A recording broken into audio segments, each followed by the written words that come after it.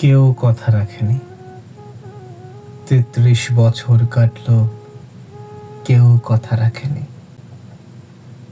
ছেলেবেলায় এক বৈষ্টমী তার আগমনী গান হঠাৎ থামিয়ে বলেছিল, শুক্লা দ্বাদশীর দিন অন্তরাটুকু শুনিয়ে যাবে। তারপর তারপর কত চন্দ্রভোগ অমাবস্যা চলে গেল, কিন্তু সেই বৈষ্টমী আর এলো না। ২৫ বছর অপেক্ষায় আছি।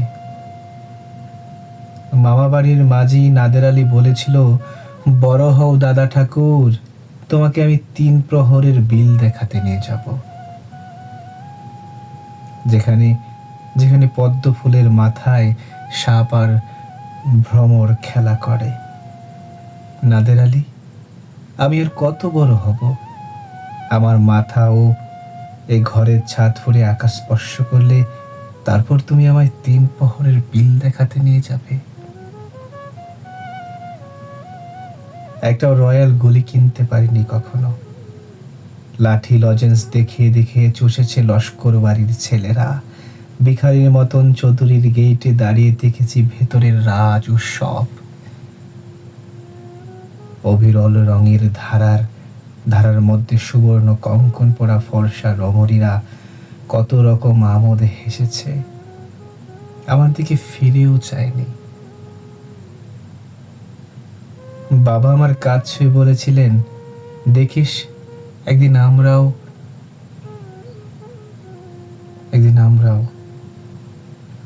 বাবা এখন অন্ধ, আমাদের দেখা হয়নি কিছুই।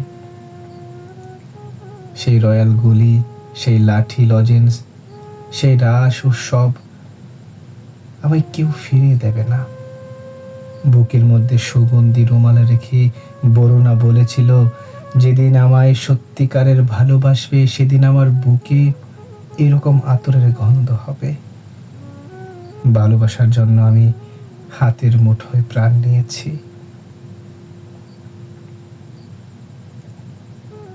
দুরন্ত ষাঁড়ের চোখে বেঁধেছি লাল কাপড়। বিশ্ব সংসার তন্ন তন্ন খুঁজে এনেছি ১০৮টি নীল পদ্ম, তবু কথা রাখিনি বরুণা। এখন তার বুকে শুধুই মাংসের গন্ধ। এখনো সে যে কোনো নারী, কেউ কথা রাখেনি। ৩৩ বছর কাটল, কেউ কথা রাখেনি।